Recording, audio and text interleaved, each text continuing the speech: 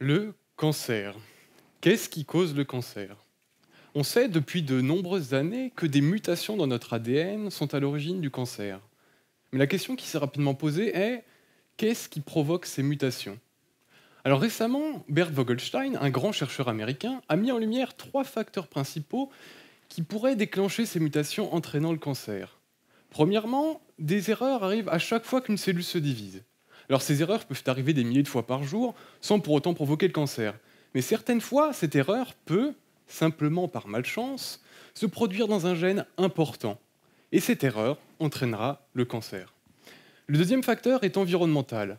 En effet, l'augmentation des mutations peut être due à une exposition prolongée au soleil ou encore à des fumées toxiques, comme les fumées de cigarettes. Et enfin, le troisième facteur est l'hérédité. En effet, certaines personnes sont nées avec des mutations dans leur ADN qui les rendent plus aptes à développer un cancer. Alors dans notre corps, l'implication de ces trois facteurs va fortement varier d'un organe à un autre. Et c'est justement ça qui est intéressant. En effet, 95% des cancers de la prostate, qui n'est pas en contact avec l'environnement, sont dus à ces fameuses mutations pas de chance qui arrivent quand les cellules se divisent. Or, tous les jours dans notre corps, des milliards de cellules vont mourir et toutes devront être renouvelées.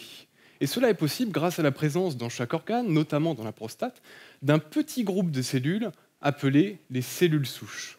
Alors ces cellules souches sont comme des adolescents immatures qui cherchent quelle fonction ils vont occuper plus tard dans la société. Et cette crise existentielle prendra fin avec un processus que l'on a appelé la différenciation. Alors une fois que ces cellules ont trouvé leur place dans la société, qu'elles sont différenciées, elles arrêtent de proliférer et plus aucune erreur ne peut apparaître.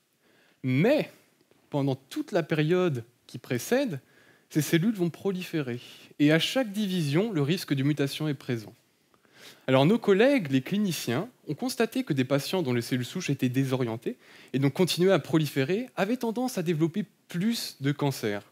Le destin de la cellule souche apparaît donc comme un élément primordial pour comprendre ce type de cancer.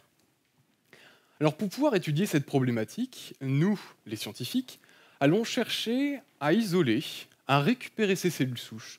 Et en ajoutant un cocktail nutritif bien précis, nous allons les faire pousser en laboratoire.